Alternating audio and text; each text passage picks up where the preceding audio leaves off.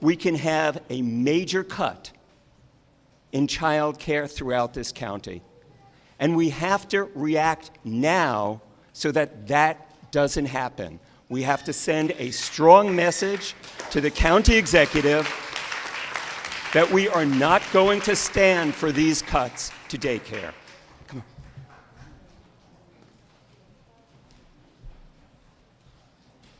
on. Hi. I get to play both roles in this type of situation. I actually work for a child care daycare center, and I'm also a parent that receives child care subsidies for both of my children. And without subsidies, I wouldn't be able to work. It is very important. My situation is pretty much similar to the young lady that just came up here and spoke. I just graduated also. I have bills that I have to sit there and I have to pay. And at the bottom line is, it's at the end of the day, I don't want to be a welfare recipient. I want to work hard. I want to have a 9-to-5 job. I want to pay my taxes like everybody else. I want to put my share in there. And if I don't have child care subsidies to help me with this, then what's going to end up happening is I'm going to be at that line at 8:30 in the morning with a green application asking you for something more. I don't think that anybody's really seeing the bigger package here. I'm going to ask you for more if you can't help me with the little bit that I need. I don't want to do anything but work. I'm not asking you for anything but to help me with a little bit of child care assistance so I can get up and punch my card every single morning. I sit there and I have parents that come to my desk. As I said, I also work for child care. I have a parent that came to me in tears who had received her letter today that stated that her child care fee was going to go from $209 to $335. She told me that on November 1st, she is pulling her daughter out of my daycare center. She stated to me, and I asked her, I said to her, well, where's your baby going to go? And she sat there in tears and stated to me, I'm going to have to leave her with my 78-year-old grandmother who cannot walk because I cannot afford the child care fees. And that is not where a child should be placed.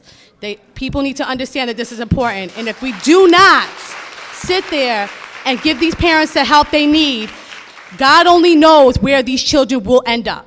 They're going to be in places where they're not going to be safe. They may not be fed. They might not be cared for. They might not be looked at correctly. And everything is just going to turn into a bigger catastrophe. So this picture is so much bigger than I think that everybody needs to realize. And like I said, you know, I'm not going to speak long, and I hope everybody does come to the mic. But I just want to sit there and say all I want to do is just pay my taxes, be a hardworking parent. And I definitely appreciate the system for helping me, and I hope that it continues to help working parents that just want to do the same thing I'm doing.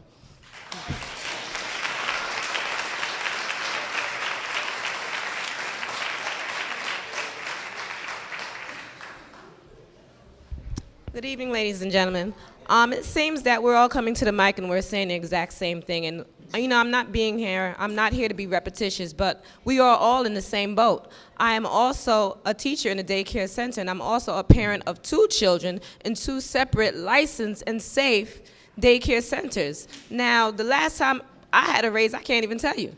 But it seems that they're pushing us to become financially dependent, and that's a slippery slope to send us parents on, so that it's this vicious circle. And I don't know what it is they want us to do. They want us to engage in this debate between working and being a productive citizen of society or being on welfare.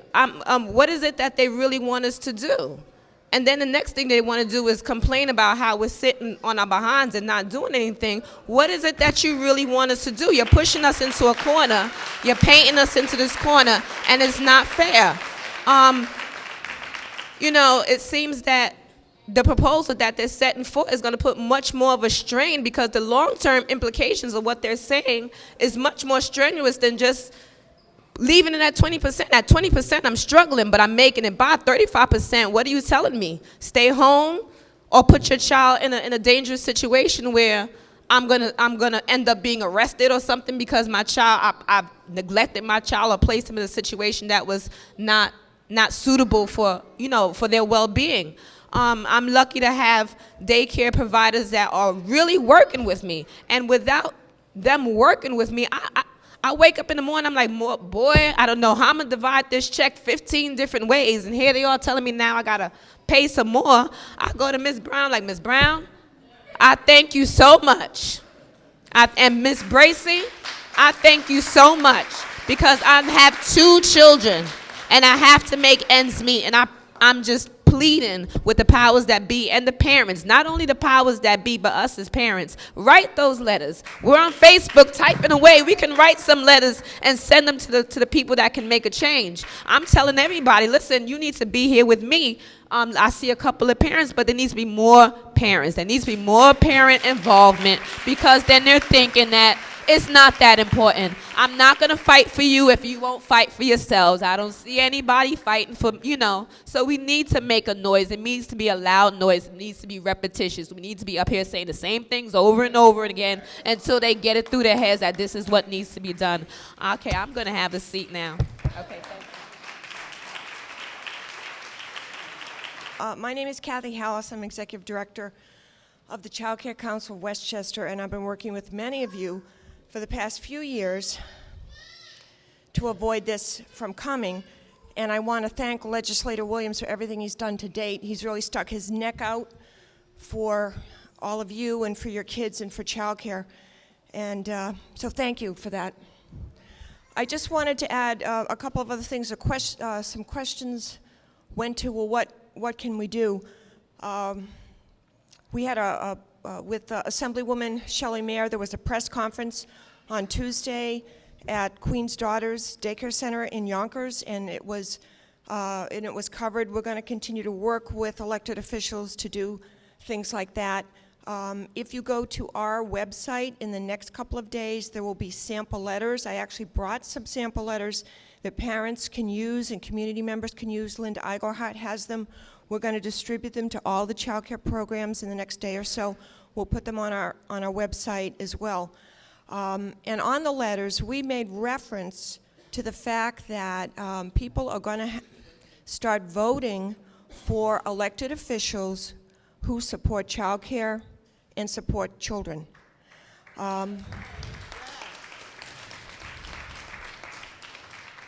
Because I'm sorry to say, in this particular case, I don't think what's being done is being done with children in mind. It's more a political maneuver.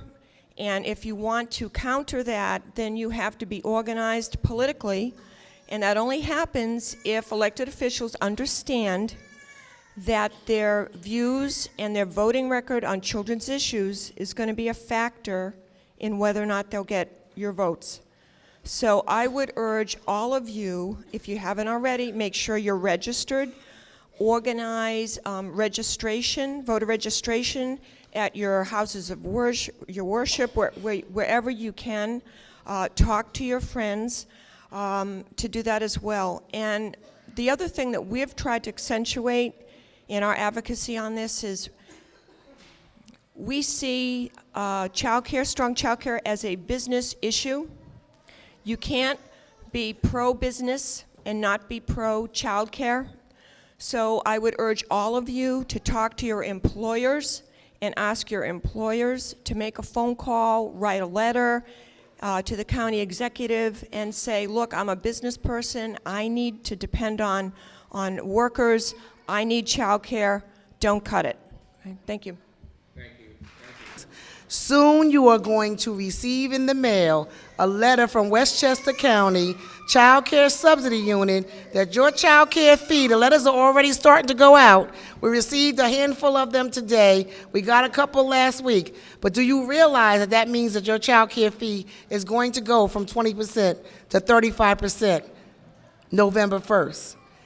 We need to come together, and it can't come from us that provide child care to you. It has to come from the parents. You have to advocate for yourselves. You need to stand up and say, I can't afford it. You all receive these letters, and the letters telling you, write to Kathy Walushka, write to your county legislators, write to the county exec, write to the newspaper, but we have to mobilize and do something for ourselves. We have to go down fighting. We cannot allow these changes to take place. I had a young lady, 17 years old. She came into the daycare center the other day, and I knew her since she was a little girl, and she said, Ms. Linda, I need daycare so I can finish high school. I have one more year. Guess what? They're not taking her application because when they said that they stopped taking applications on September 18th, She's one of those people that can't even get her application in so that she can get child care for her baby so she can finish high school.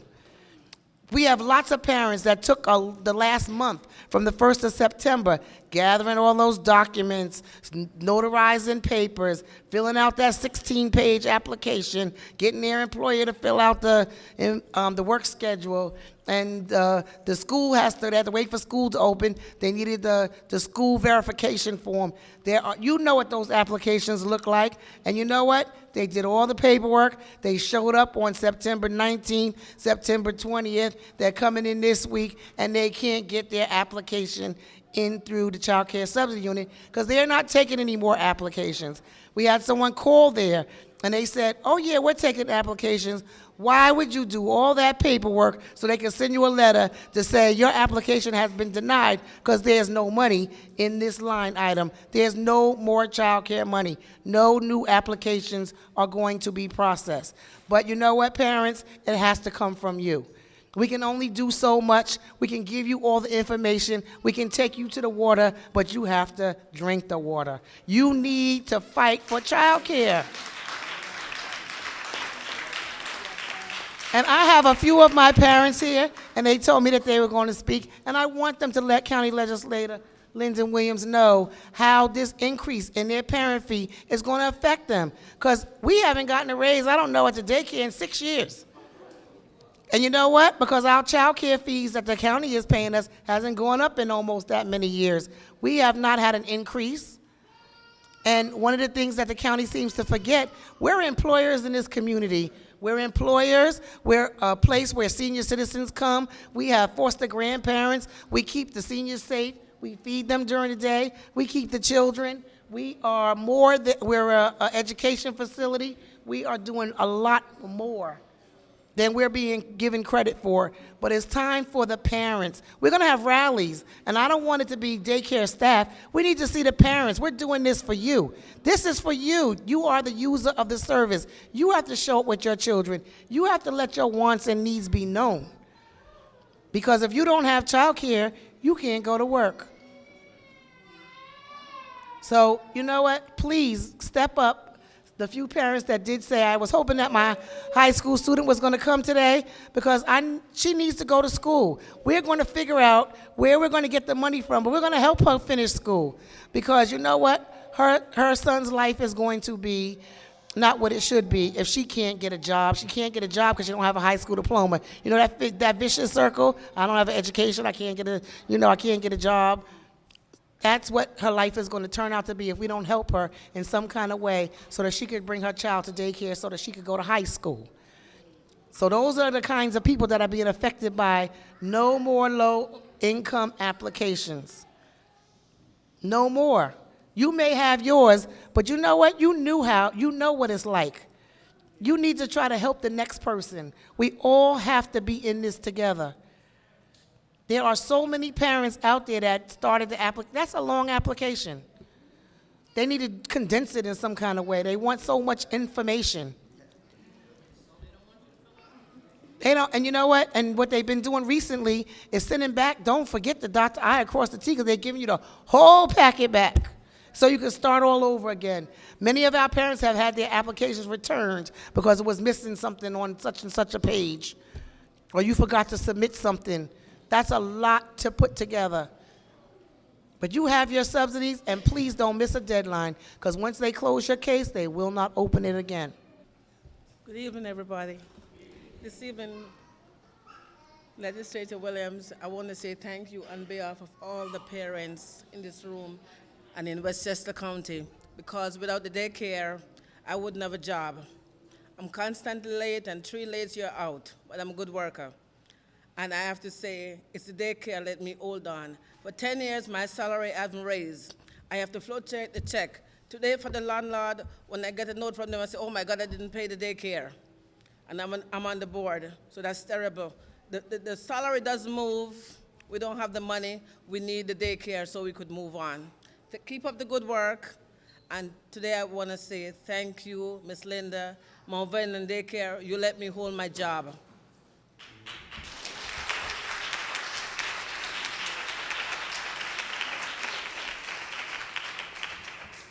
Good evening, everyone. My name is Shereen Long.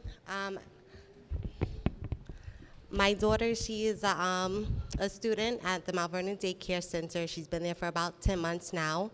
And in August, I was ordered to pay a copay of not 20%, 35% from 0%. Now, as my job, I'm a college advisor. My job is commission only. It fluctuates. This past summer, I took a $400 to $600 pay difference each month in my paychecks. So with them ordering me to pay $90 a week in August, I said, I can't do this. It's too much money. So I proved to them I didn't receive child support from my daughter's father, and it got paid down to it got put down to $45 a week. And now it's going to go back up if we don't do something about it. Even now, with my copay being $45 a week, it's too much. I'm on a payment arrangement, and now it's to the point where it's cutting into my other expenses, which is my rent, $1,200. I don't get assistance with that, and it's really not fair. And for them to put it down from 35% to 20% to make it go back, it's completely wrong. And when I called the supervisor of child care subsidies, she explained to me that some of the bills that I have, they're a luxury, they're not a necessity. And that I can understand certain things that she says when it comes to that, like a cell phone, but other things like a vehicle. I have domestic issues. My daughter's father has stalked me for 3 years. God forbid if he was to show up at my house because he was able to get my address because he's a bill collector, I need my car so I can take my daughter and run to safety. No bus or cab is not going to help me out. That's not something that's innocent. And it's to the point where I shouldn't have to explain to her as to why I need these things outside of what you guys want me to pay each week. It's completely wrong. Also, I'm a college graduate. I'm $16,000 in debt in student loans. My student loans are $200 a month, which is what my copay is. I ran out of my limit on my forbearance, which is 36 months, which they give you. Now they're like, you have to pay. So now I have an issue with, do I pay my copay for my daughter to go to school so she can grow up and have the right fundamentals she needs being around 3 and 4-year-olds? Or do I not pay my student loans? And now I can't pay my student loans. And with the, I just got a pay cut at my job last week. It's about a $100 pay cut in my paychecks. And so now I'm at the point where I can't find a better job because when employers want to look at my credit report, it shows that I'm 90 days past due on my student loans. They're not going to want to hire me whatsoever. So now I'm in a limbo because I'm trying to find a better job. So hopefully I won't need child care assistance anymore. But they're not giving me the opportunity to do so because I can't afford $45 a week for this copay. I only get paid 2 times a month. So it's completely unfair. And what everyone really needs to do, if we can start doing petitions, maybe try to see how we could go about doing grant proposals, we need to be heard. And it all needs to be on paper because the way that the things are getting done, it's not fair. They're walking all over us. And if the parents and the staff don't come and have it all on paper, then it's just going to be, we're going to have all these daycares closed down, and our children aren't going to get the fundamentals that they need. And it's very crucial, especially at these ages. That's when they develop their developmental skills.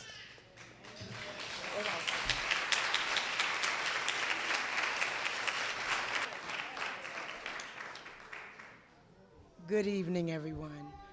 I know a lot of people say parents, but it's a great team here. We have foster parents. We have grandparents. We have power. Why don't we put it together and support our parents? We already do. And I'm here to let you know that all of y'all, each and every one of you, have the power in your hands. What you talking about? Who is they? We have the power. We always had the power. We asking someone what you want me to do, we have the power to do. Let's do it. Now, let's say all of the daycare centers, round up all the parents. Now, I'm going to tell you, I'm a parent, I'm a grandparent, I'm a foster parent. That's why I speak for all parents. I want to say that each daycare center, gather up all of your parents. Now, some parents, I understand, have to work 3 jobs because I had to. Not only work 3 jobs, but I had to work another job. But we have power. Why are we giving our power away? We have someone in the legislator that said, I am not going to do anything. I will resign before I give my power away. We should always say, we're going to stand with you. We're going to be right by your side. And we're going to give you the support that you need to make a difference today and tomorrow. I'm saying that it's time out. Whatever petty stuff we got, throw it in the garbage, don't matter. Like the sister said, my problems is your problems is my problem. Let us get together and solve them. So, first of all, I want to introduce myself. My name is Elder Yahweh Penina Ahuda Israel. If you want the solution, it's right here. We all heard about it. We all know about it. It takes a village to raise one child. And I say, I just want to say this. See, when I smile, look at all these beautiful faces that smile at me. That's power. You done changed people's sad faces and made them smile. And I just want to let you know that I recommend all of us to get to know each other. We love each other. We came out here in spite of everybody else and said, I want to do something about this. Let us go in our community and let them know we need your help. We need your support. And let everybody start writing letters. If you are a community person, you should write a letter. It shouldn't be just parents, grandparents, foster parents. Let us all get together and organize, and so we can make this thing happen. See, that's what they want. See, the thing is that no matter what we want to look for, the power is in our hand. Will we join together? Will we take our legislator by his hand and say, we're going to work with you, we're going to be with you, and we're going to join you? So I just want to say I love you much. And I always, I love children. They are so innocent. If everybody in the community just smile at each other, guess what? The children are going to smile and wave back too. I want to know one child that raised up just doing nothing but good for people think about hurting somebody. If you indoctrinate that child with politeness, with friendliness, with love, and teach them, they're going to show that to everyone that they see, respect everyone that they see. So I really want to stress to all of us, let us come together. Let us organize. We have this building right here. We can meet with you, and so we can get the work done. We don't have to worry about the people that's not here. We have enough here to make a difference. So I just want to say thank you for this time, and I hope I touched somebody's heart. Thank you.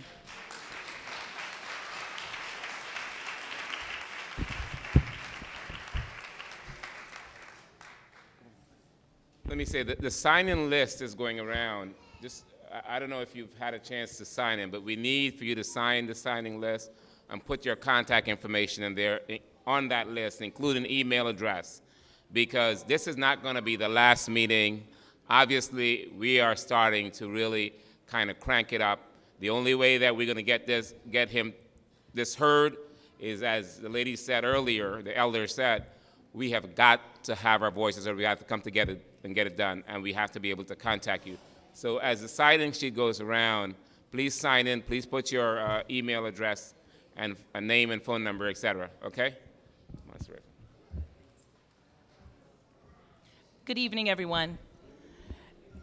I know I promised that I wasn't going to say anything tonight. I was just going to listen, but I am a grandparent, and I work with children every day. I'm not going to give all my hats. But there's a couple of things. You asked, Linda, if where was the Journal News tonight? Now let one of these babies get hurt in one of those daycare centers. They will be here arresting the mama, the grandmama, the whoever is in charge of them. I mean, these are the things that we really, really have to think about. And then just like with Howard said, January 1st, a lot of people in this room will not have a job, all right? And I'm not talking about just the ones in childcare. I'm talking about the parents and workers in the childcare business. I'm telling you, when we say, and Lyndon has said it too, he's telling you that we don't have the vote. We don't have the vote. So if they take this $6 million out of the budget, that means that we don't have a job. I mean, I don't know, maybe it's just me. Maybe I'm the one who's getting stressed out, can't think, and all of that, because I have people that work with me, and I don't want to see them jobless. I don't want to see it. And I'm telling you, if we don't start, I mean, we're sitting here, and we're nice and quiet, but we have to come together. Come together. All the directors, I know a lot of directors met yesterday, but it's very, very, very serious. And when he talks about a vote, that means, and people say, oh, well, it's the Democrats, the Republicans. Well, whatever it is, we don't have the vote for January 1st, all right? So I'm telling you, with that increase that's about to happen, it's November 1st. We have 30 days to appeal and get this thing changed. That's just the beginning. It's just the beginning. So, you know what? Long time ago, we had to do a lot of fighting. Now it's your turn. It's your turn. If you want this, you got to go out there and get it. Thank you.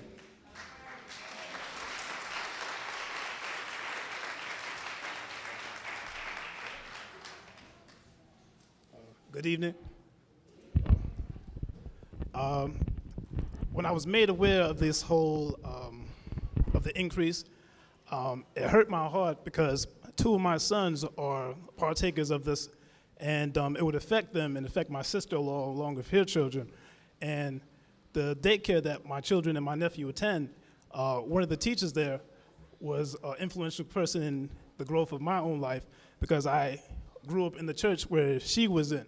So when I was told that my children and my nephew would be under the care of somebody that raised me, it touched my heart.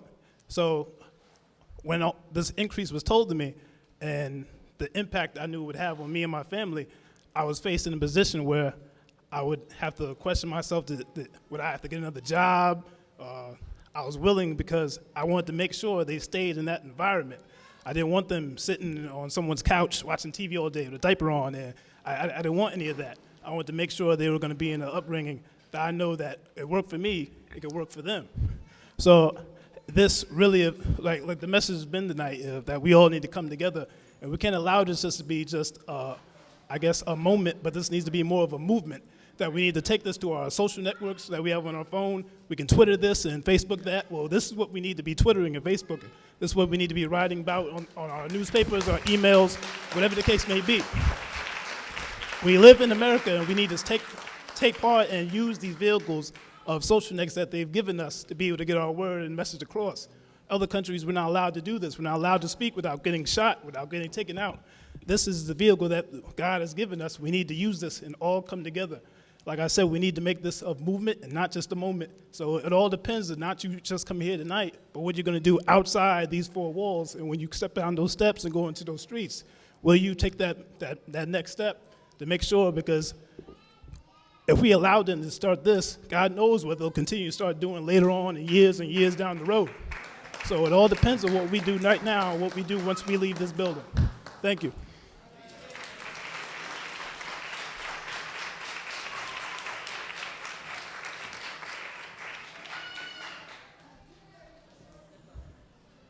Good evening, everybody. My name is Wilfred Dennis, and I'm from the Yonkers Family YMCA. I come to you tonight to say to you that I come from an agency that is licensed for 131 children. I am lucky to have 40 children in my program for the after-school program. This summer, I waited and waited for not provider forms, for award letters to come in for parents. Parents would call me every day. They would come into the YMCA to ask me if they've been approved for program. I would tell them no, they have not been approved for program. To make a long story short, one parent came in yesterday to the YMCA. I said to her, you look familiar. She said, Mr. Dennis, I was here in the summertime. She said, I'm just getting approved. So she just got approved for the after-school program, but she was trying to get her children into the summer program. I want to say to you, today when I went to work, I received 7 award letters. The award letters that I received reflected the parent increase from 20% to 35%. And I have to say that this is a discouragement to a lot of my parents, because a lot of my parents are forced to keep their kids at home. I'm talking about children who are 5 years old to 12 years old who are not supposed to be at home by themselves, okay? I cannot say to my parent, don't worry about your parent fee. You know, I'm not at liberty to say that. Parents have to pay their parent fee, but I don't know what to do. I'm trying to help my parents, but all I can say is for you parents who are sitting in this audience, you have to be your voice. I can be a voice for you, but you have to be your own voice. You have to go out there and you have to rally. You have to support your children. You got to stand up for your children, and not only your children, but your neighbor's children. Because I'm telling you, if we do not save child care, what's going to happen, our children are going to be out there on the streets. Our children are going to be home doing whatever they want to do because there's no supervision. We have to fight for child care. I'm going to tell you right now, I love my kids. And when I say I love my kids, I love my kids. But right now, I don't know what I can do, okay? Only thing I know I can do is come here and be a voice for them, to be a voice for the parents here, and to be a voice for the parents that are out there who can't make it here because they have to work. And I want to say this also. A parent was just approved. And I received a letter to fill out a form for her Section 8 to show that she pays child care, or she's going to be paying child care. So I called her to remind her that she has to come in for her application for transportation. She said to me, Mr. Dennis, she said, I'm not going to be able to accept the child care because I'm getting laid off. She said, I waited for a month to get approved. So now she's about to get laid off. And this is real. This is real. Okay, she just got approved for her 2 children to be in program, but now she's about to get laid off. Okay? Huh? Yes, because she had no child care. And she was trying to get child care, and you got parents who are trying to get child care.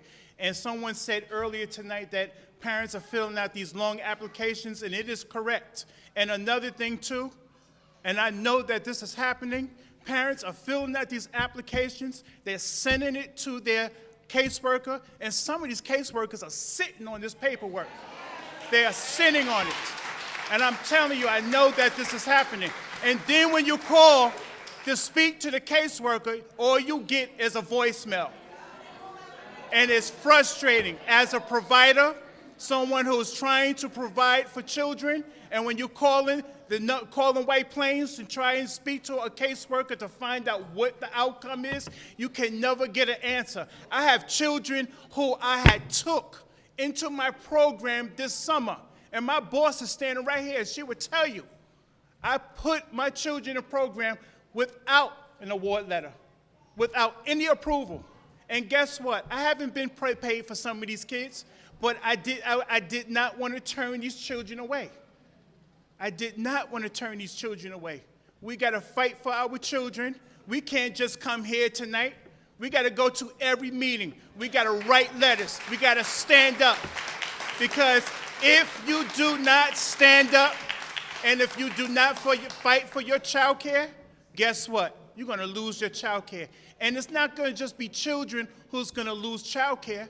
It's not going to just be parents who's going to lose child care. It's going to be providers who are going to lose their jobs. We're going to be forced to have to close our programs. And I'm fortunate to work for an agency that, is from 3 to 6:30 Monday through Friday. And when our children first come in, we feed them dinner. We allow for them to go to gym. We allow for them to go swimming. We allow for our children to do homework. We have karate for our children. We have activities for our children. Parents want to get their children in a program, and parents who are trying to pay out of pocket, they can't afford it. It's $135 a week for a parent to put their child in a program, and they cannot afford it. And when a parent is sitting at my desk, I'm sitting there trying to make sense of this. I'm trying to make sense of this. So we have to rally. We got to fight. We have to take back our child care. So we have to tell Astorino and tell whoever that we are going to keep our child care.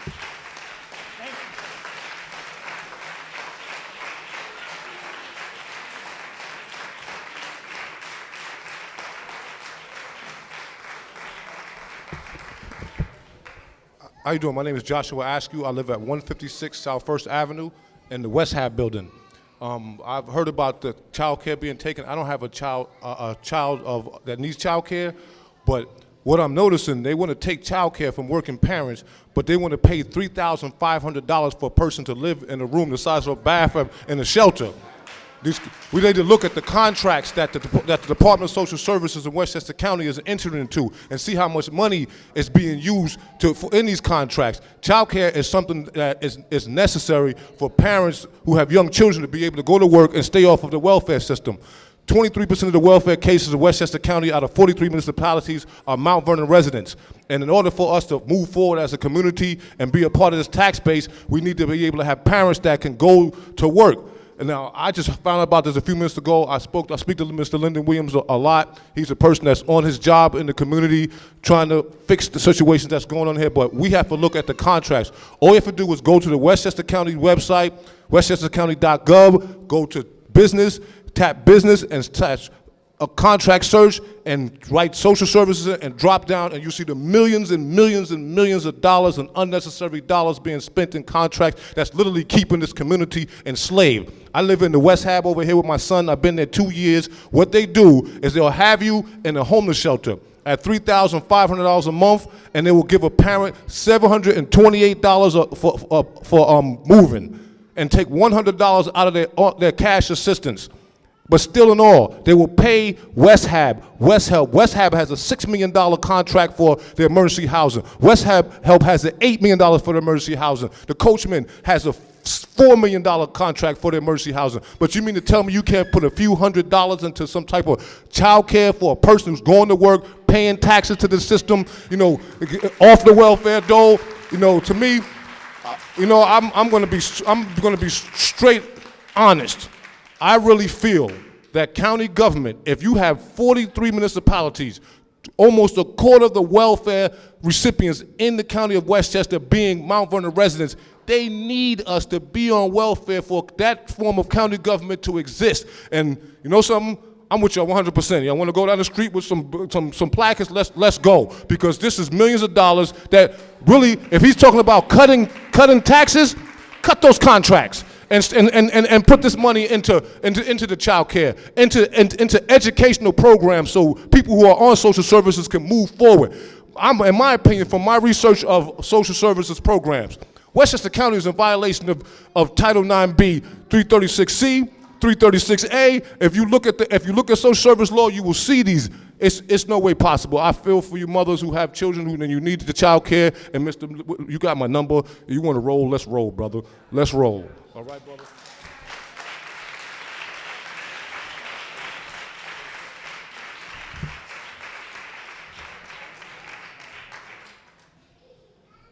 Hello, I'm Sherry Dixon, and I'm a mother of one.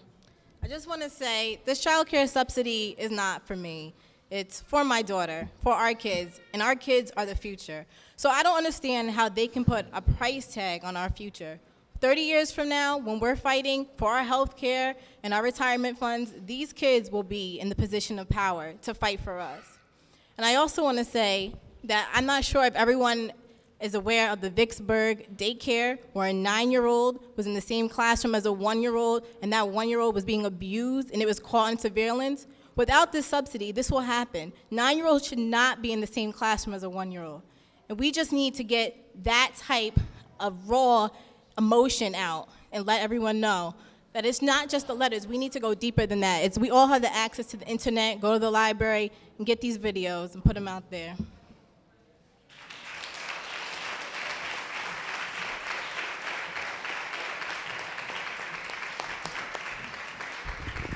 I know that the hour is getting late, and I know that many of you want to get these children home. But I want to make sure that you sign that I have your information, because this is not the last meeting. This is not the last action. Many of you who know me know that I will continue until it gets done. And coming out and really coming together and really standing up is going to be important, because it will send the if we don't stand up, I think Sarafa said it earlier, if we don't stand up on this issue, I can guarantee you that next year there will be no issue to discuss if we don't stand up, because he will go the other way in terms of eliminating totally any subsidies. The subsidies are there at the level they are because we put them back in and forced him to really follow the law. We put them back in. We need to hear from you. We need for you to really engage like you have not engaged before. I know sometimes it appears inconvenience, but nothing that is worthy and your children is worthy of inconvenience. If you're going to be inconvenienced for our children. We need to stand up. So I want to encourage all of you that we're going to have other forums. As I said, this is one forum. We're going to have one in Yonkers. We're going to have one in New Rochelle. We're having one in Peekskill, because we want to be able to bring together the largest turnout of parents and child care providers and anyone. You don't have to be you don't have to have a young child to be supportive of this issue. You just have to be a caring person to be supportive of this. So please, anyone else? Oh, come on. Yes. I want to make sure that you don't leave here without giving us your information, because it's going to be very important. Hi, my name is Margarita Hidalgo. I live in Terrytown. But I need to say something, but my English is not really good. But I worry about the present problem, because if the child care council had a problem, we had a problem, because we work with the family, and the family, especially the children, is the base or foundation for the society. Society. Okay. Society. But if the children not have child care, the children not have good attention, good education, good self, because when the child care disappear or something, or the father no have money to pay the fee, probably the children go out and go to the illegal child care program.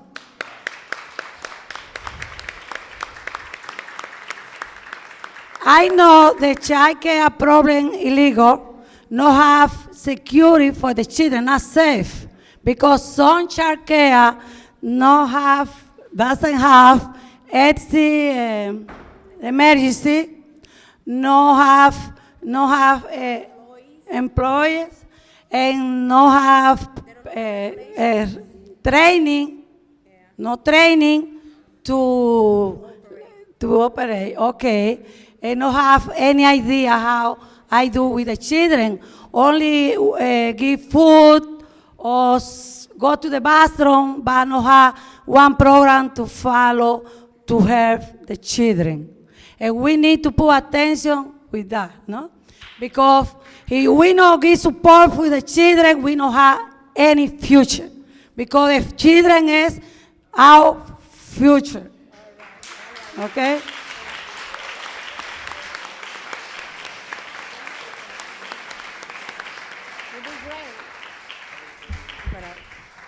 Good evening, ladies and gentlemen. My name is Yesenia Gel. I just want to share a little bit of my story. 10 years ago, I was a Section 8 tenant. And 10 years after, I'm a provider. I would hate to see all my parents losing their job because some of them already received the letter of the 20% and they cannot afford it.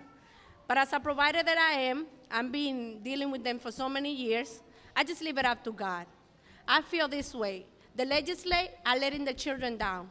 But what they don't seem to understand, that it says it in the Bible, let the children come to me. The children is the future. If we let the children down, we're letting the parents down. And the parents don't have no other choice to go back to social service. And I'm gonna be one of them as well. I called the worker the other day and I told them, this is what's going on. I lost my Section 8 10 years ago. This is what she told me. Oh, we put you back in the waiting list. In the meantime, I have to be home with my kids. I can't afford to go down that way because 10 years ago, I'm doing so good with my life, and I don't want to go back to what I used to be. So I give that opportunity to others. It's not a discrimination. It's getting together to understand that we have to fight to the end. The last time I went to the meeting, I bent on my knees to Mr. Astorino not to go on the 20%. And I don't only do that, I will do more. If I had to sleep outside the courthouse, anywhere, as a provider, I will do it because I have 2 kids that are getting ready to go to college. And I can afford to go back on DSS. And I feel where my parents is coming from. When they don't have that money to support their kids, they're gonna end up in DSS. And that's not fair for them. Thank you.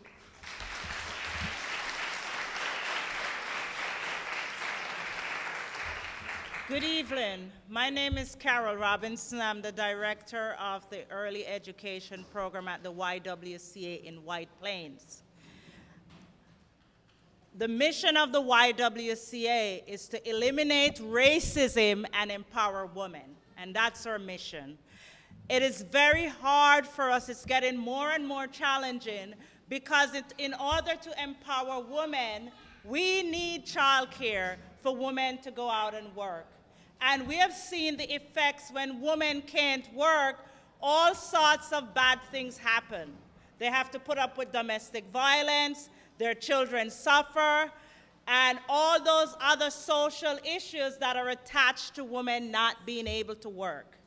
And our children is an economic investment. We are not asking for a handout.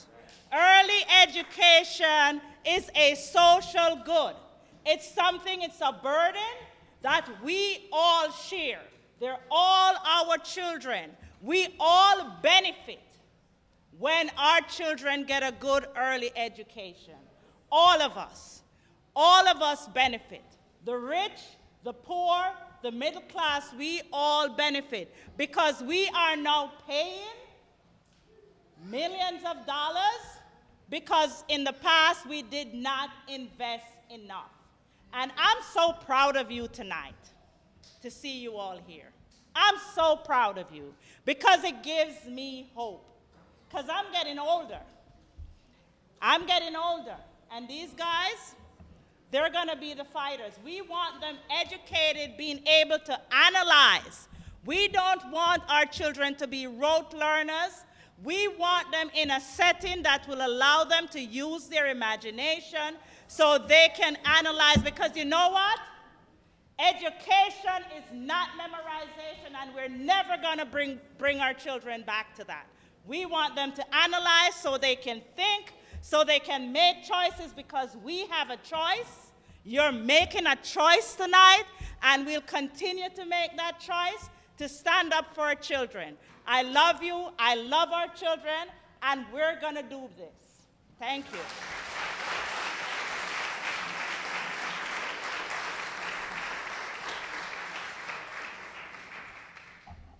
Good evening. My name is Sean Patterson Howard. I am a Mount Vernon resident, but I also serve as the president and CEO of the YMCA in Yonkers. And as Dennis said, we have a license for 130 children, and right now we have, I think, 40 children in our after-school program, hopefully. And I'm looking for that number to decline if this increase grows through. One thing that's very important, as we sat last year and we were going through this same situation, I was at the meeting in Mount Vernon, I was at the meeting in Yonkers, and I saw brown faces, whether they were Hispanic, Latino, African, Caribbean. It was black and brown faces. We need to make sure that we also show up if they choose to do meetings in North Westchester. We have to show up to those meetings because they're counting us out. They feel they can continuously get elected without us because we don't come out and vote enough. So we're looking at a class warfare and we're looking at a gender warfare. I'm not even saying it's not about our race, it's about socioeconomics and it's about gender. This is violence against women. This is like a domestic violence sort of thing. This, as my sister said, this is disempowering women, but not only women, because we also serve single fathers.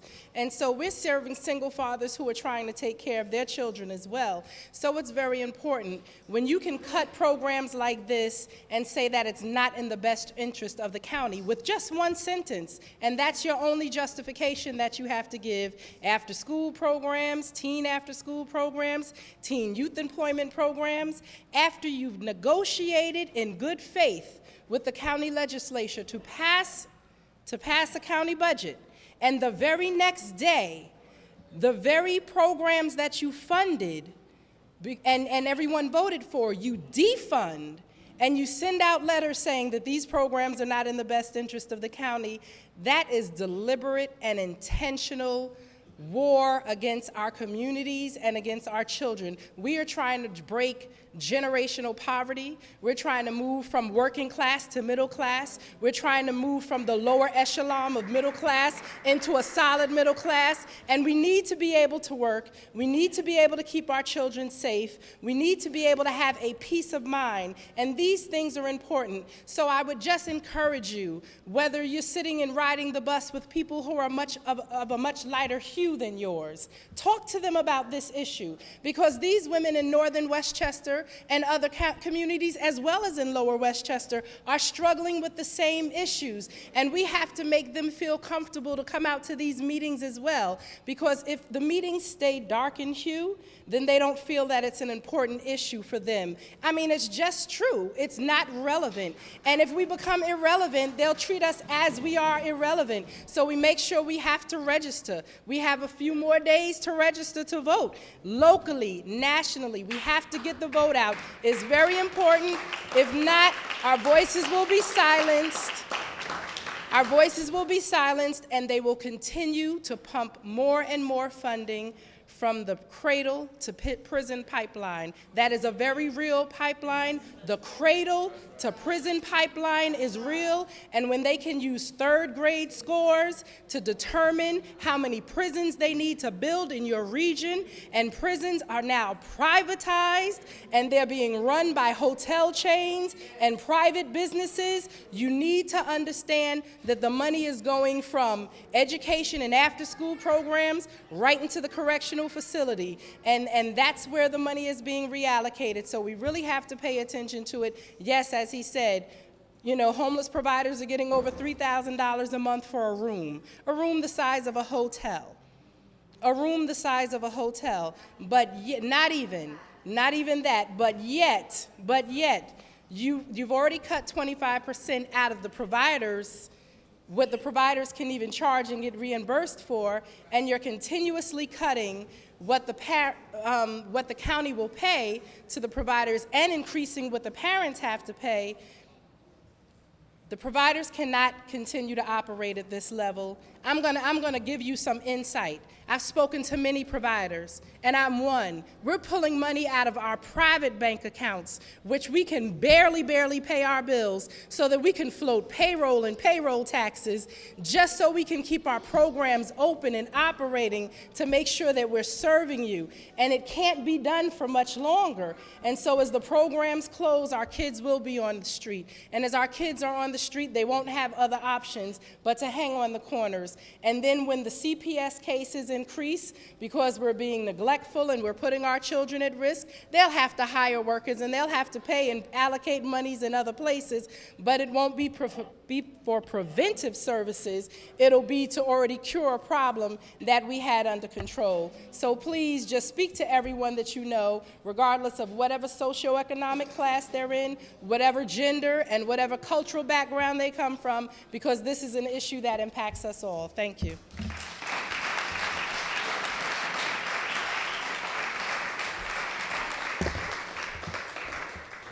Good evening. My name is Cynthia. I am one of the parents who just put in an application for daycare. I do so much walking to get all these paperwork in, and now I am not going to be able to get daycare. If I don't have daycare, I don't know what I'm going to do with my son, because I don't have nobody to watch him. I have my older son at home who is looking at a job. He's the one that's watching him right now. When he gets a job, what am I going to do? I need daycare, and now they're saying that I can't have daycare. I walk, you know how hard it is to get all these papers together. I go to school how many times to have my other son make sure that paper is filled out for him to take to the daycare. And now I'm not getting anything. And I need daycare for my son. He's only 3. I can't leave him at home. I have to work. I don't want to go on welfare. I have to work. I have other children to take care of. They have to go to school. I can't keep them at home to take care of my child. They have to go to school. I have to work. That's all. Thanks.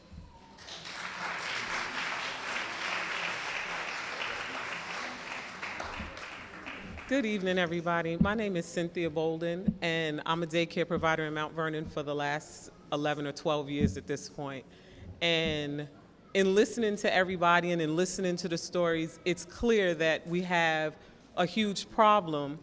But even in listening to the stories, I think we have to get to more of a solution.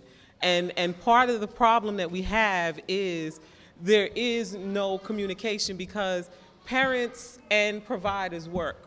The county executive puts an announcement in the paper. Well, guess what? We work too hard. We can't even buy the paper. We don't have time to sit there and read the paper. So a lot of providers that I spoke to personally, even today, was still unaware of the changes that had taken place. Now, there are a lot of unjust and wrongdoings that have gone on with DSS.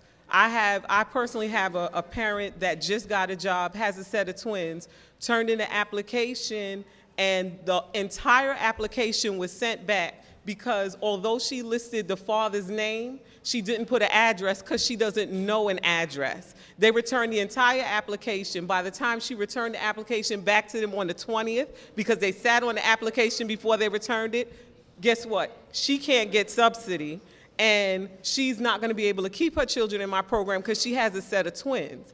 And since I'm a contracted provider, I have to charge by contract, I have to charge the same rate that I charge DSS to my private pay parents. So legally, I'm not even able to help her.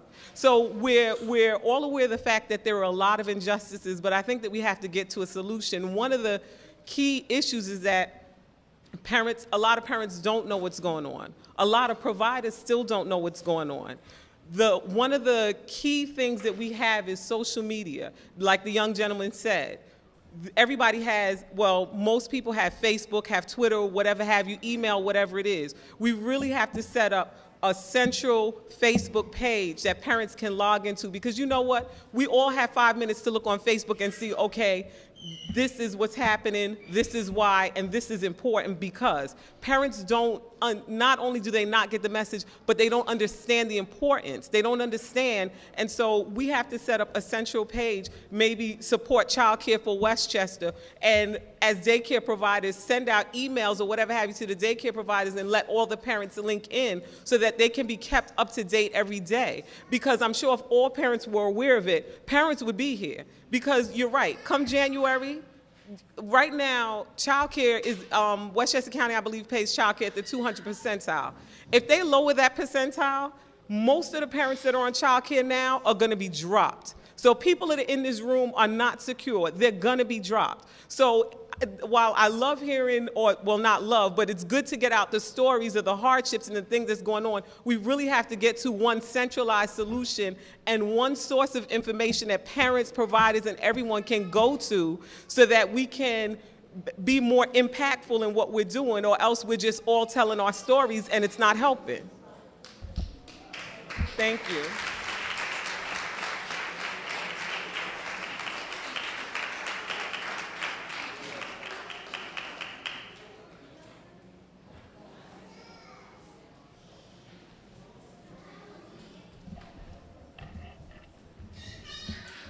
Good evening, all. My name is Sylvia Gatson. I, too, am a director of an after-school program here in Mount Vernon. The name of my program is Lending a Hand to the Future, because that's what I believe you're doing when you help children.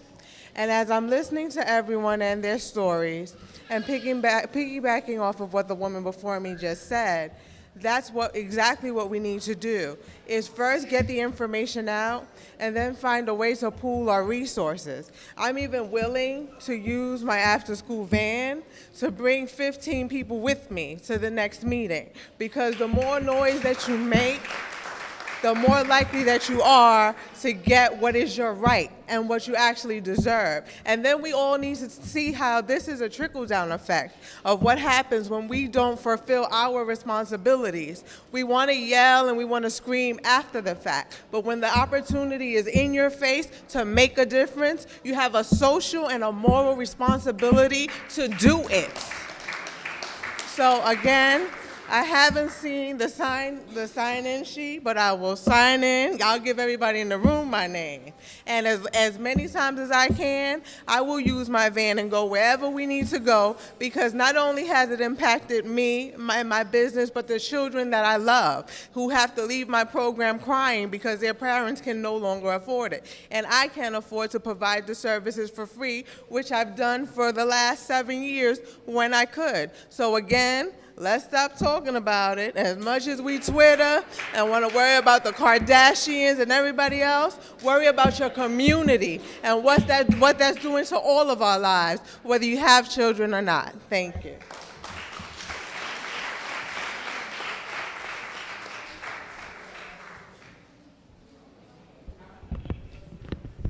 Anyone else? Okay. We're going to, I guess everyone has anyone not had the sign-in sheet, didn't put their name on the sign-in sheet? Okay. Well, Howard, I have yours.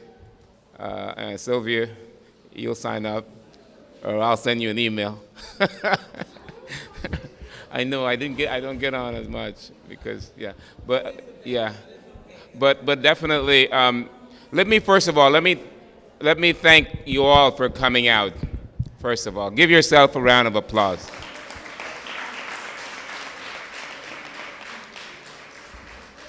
It is not easy to have to call on you to come out at night when you probably should be home with your children or with other family members. But it's important. There can be nothing else that can be more important than our children. Whether or not you have a child or not, it is important on an issue like this that we come out and stand as a community to say we are going to do something about this. That is all that we have to do, is stand. And then we can organize. Because we've heard a lot tonight. We've heard a lot of the stories, and it's important to hear those stories. Because then, for most who haven't experienced it, you understand from the person who was speaking here what they're experiencing. We don't get anything accomplished unless we stand up. We don't. You all know that. And in this issue with childcare, we're going to stand together. We're going to be strong. I can guarantee you one thing, that we will organize, put together the Board of Legislators. I mean, Kathy can tell you, Howard can tell you, Linda can tell you. We will put together the kind of forum that's going to bring as many people as possible. So the county executive, the county legislators, and everyone who is in the decision-making process understand that there are people who are watching very closely, who are active and will do something about it. And what we're going to do with that is register those who are not vote, who haven't been registered to vote, register to vote. It's important that people understand this. Voting is, I would say, the greatest check in the balance. When someone is in office and knows that a lot of people have gathered around an issue that's important and they're watching, they know that when you vote, that issue may be the single issue that you're going to vote and make a decision on. And it's important for him to get that message. It's important that all the legislators get that message.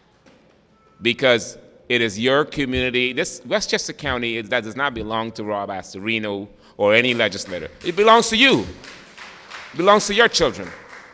The money that the county gets does not belong to him.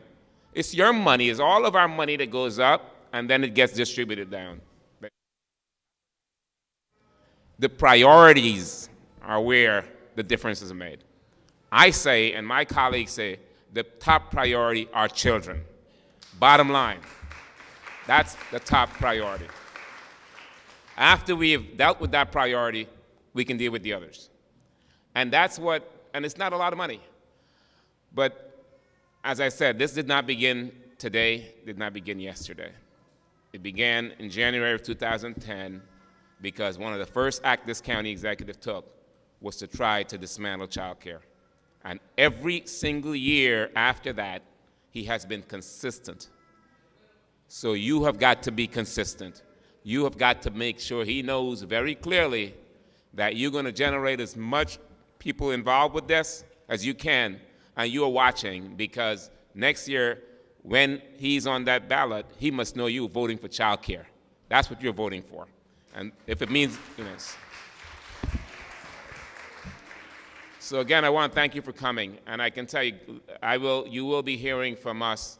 We're going to be having these meetings, as I said, in different parts of the county, because it's important for us to rally people, good people, who really are interested about children.